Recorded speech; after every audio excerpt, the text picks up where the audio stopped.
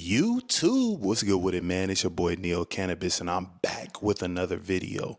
So today I'm going to be talking about the art of perfecting the bust down. For those of you guys who are busting down your P's, your QPs, even those that are busting down your ounces, but have aspirations of actually turning your hustle into a business, I'm going to be breaking down some of the things that you need to be focusing on in order to scale your operation. For those who are new to the channel, my name is Neo Cannabis. I started a licensed cannabis delivery service in Oakland, California, and within 2 years, I scaled that business into a 7-figure operation. Now I teach current and prospective cannabis entrepreneurs how to start and scale their own cannabis businesses. If this sounds like something that you would be interested in, please like, share, comment, subscribe. You're not gonna want to miss out. Also, for anything revolving around this cannabis industry, I am your source, whether that's vendors, consultations, collaborations, free resources, networking, anything. Come to me and I will get you right. You can contact me at neocannabis1@gmail.com and we'll chop it up. Without further ado, let's hop into this video. So again, for those who have a hustle, you're a local street dealer, you're a local bust down artist, you're busting down QPs, busting down ounces, whatever it is, but you have aspirations of actually turning that into a legit business operation. There's a lot of aspects within this industry that you're missing out on in order to further scale that operation. Number one, data. You have to understand when you run a business, data is king. You need to understand who your customer is, what are their tendencies, what are they interested in, how frequently are they purchasing from you, what is their name, their address, their phone number, their email. You need to harvest as much information that you can from your customer, collect that, organize it, put it into some type of CRM, a customer relationship management tool, and figure out how you can use that in order to remarket and retarget those customers so that they come back into the door and they purchase from you over and over again. A lot of times as hustlers, we don't focus on that. We don't focus on data. We focus on just the initial sell and we hope that, eventually they're going to come back because I have a great product or they like whatever strains that I have or I have great customer service. Whatever the factors are that make customers want to purchase from you, we feel that we're automatically just going to keep earning their business from that. Business is calculated. It's not about hope and sitting around and hoping something is going to happen. We have to be proactive, not reactive. We have to focus on what we can do and not care about what we can't do and what we cannot control.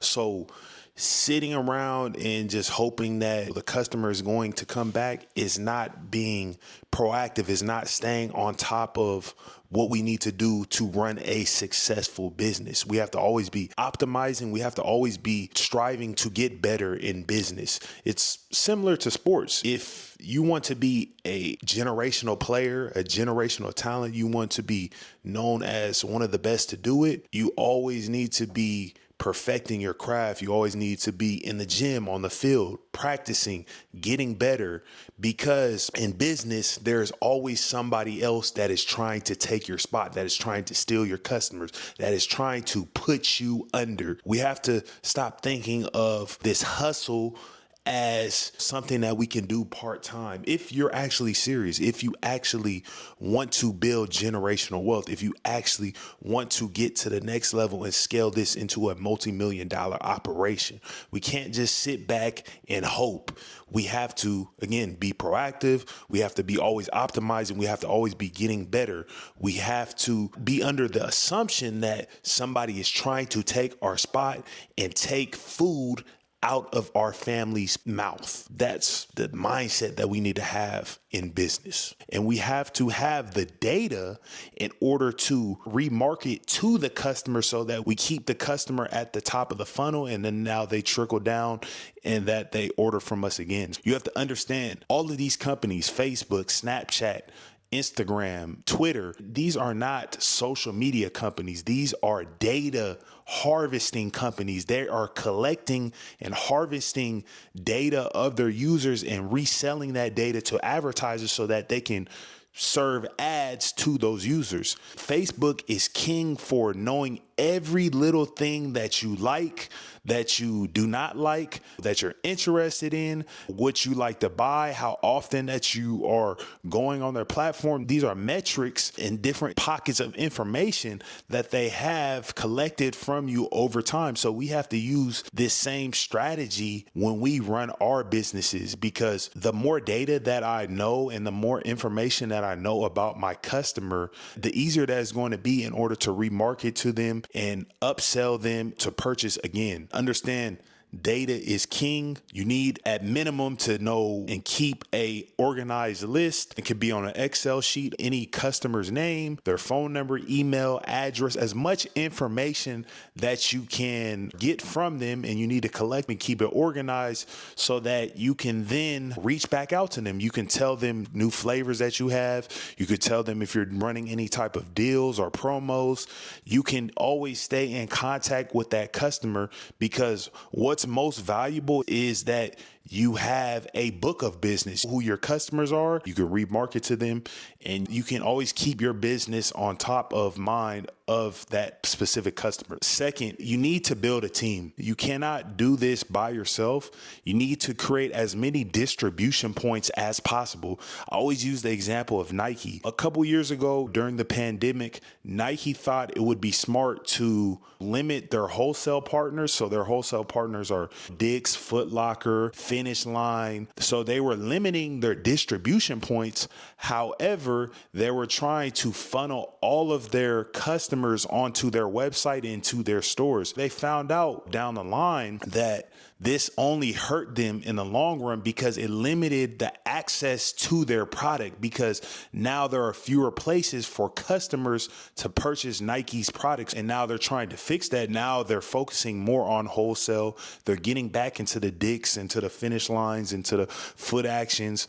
They're focusing on increasing their distribution points, because they had to learn the hard way that you can't try to funnel all of your traffic and all of your purchasing into one or two sources. You need to create as many reliable distribution points as possible so that the customer can purchase your product. So you need to take this same strategy when building out your business. When you're busting down, you need to build a team, and you need to create multiple distribution points so that you can be making money throughout the day in different locations, in different places, in different times. And you're not the only one that has to work in order for you to generate revenue. A lot of times we want to do this individually. We don't want to share profits. We want to keep everything internal, and we want to make all the money ourselves. But this only limits the ability to further scale our business. And when you limit your distribution points, you limit the amount of transactions and amount of customers that could have purchased from your business or your brand. Always understand, when we're trying to turn our hustle into an actual business, we need to create a team, and we need to build out as many distribution points as possible. And then lastly, when you're creating these distribution points, you need to create a similar type of experience for the customer. So no matter where the customer purchases your product, they know that they're getting the same level of service, they're getting the same level of quality,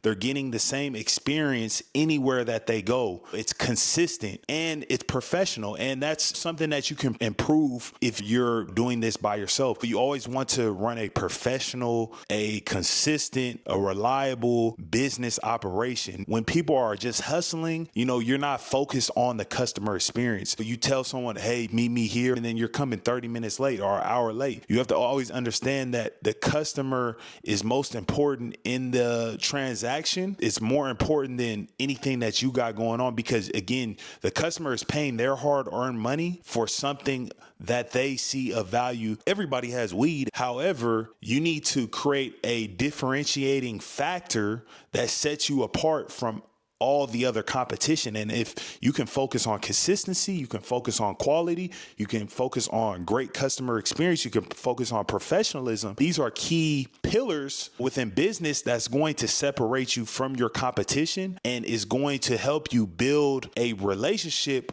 with your customers for the long run. And it doesn't always have to be prices. You don't always have to be the cheapest, because sometimes the cheapest is not the best. The price is usually a reflection of the value that the customer is going to get. So if something's cheap, you're probably not going to get a good quality of product or a good experience. If you think of something like Louis Vuitton, people buy Louis Vuitton because it's going to be top quality. They're getting a great experience. It's going to always be consistent. Rather, if you buy a cheap clothing brand, it may come poor quality. It's not durable. It uses cheap materials. So you have to always remember that just having the cheapest price is not always going to bring the customers that you're trying to attract, or it's not always going to win over customers. Customers will purchase from you due to a variety of factors. It's not always due to you having the cheapest price, because there are customers who are willing to pay more money for a better experience or a better quality, whatever the case is. Always remember